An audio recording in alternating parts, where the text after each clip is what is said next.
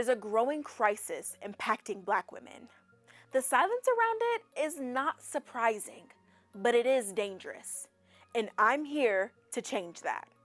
Welcome back to Generation Girl Code. In the first 4 months of 2026, at least 9 Black women were killed by an intimate partner.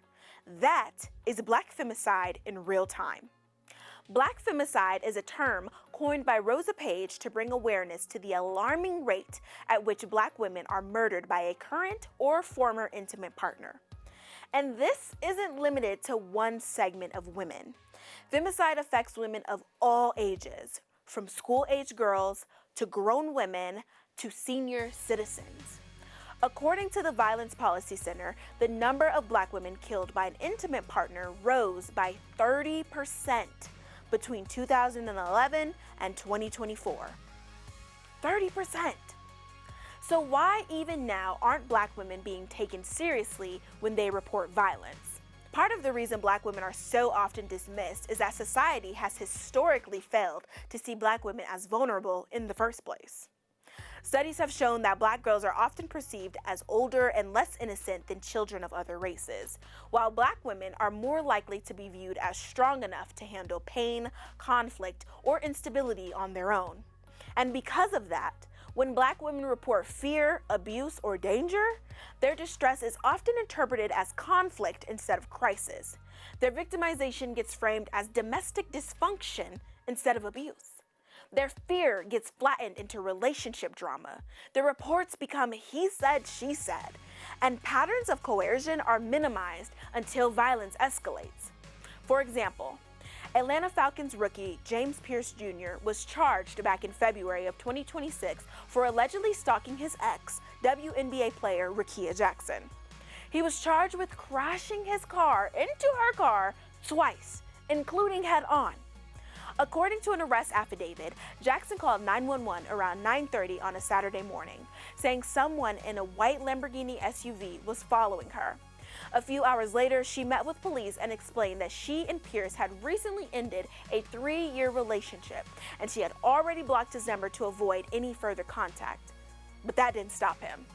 The affidavit says Pierce got a new number and kept reaching out. Jackson even showed officers text messages where she told him clearly to leave her alone, but he didn't. Luckily, Jackson is one of the few women to survive this type of abuse. However, instead of the system protecting Jackson, her alleged abuser has been able to avoid his trial on felony charges by agreeing to enter an intervention program. And this is the pattern. But zoom out, and what you start to see is how widespread this actually is. In the United States, nearly 1 in 3 women killed by homicide is killed by an intimate partner. And for Black women specifically, the rate of being murdered is consistently higher than that of other groups. Black women also account for a disproportionate share of intimate partner homicides.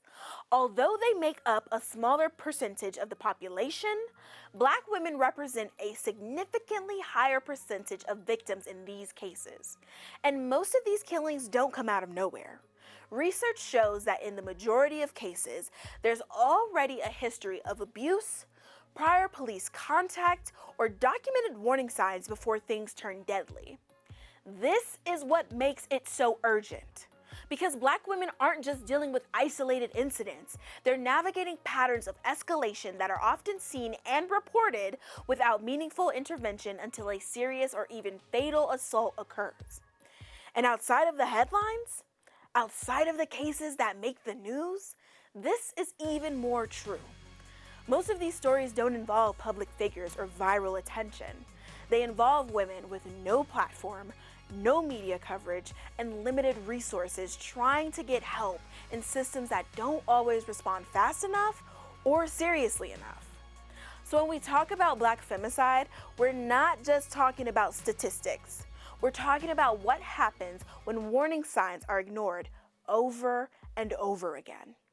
And if these stories keep ending the same way, then silence can't be the response. Pay attention to the warning signs. Believe Black women the first time.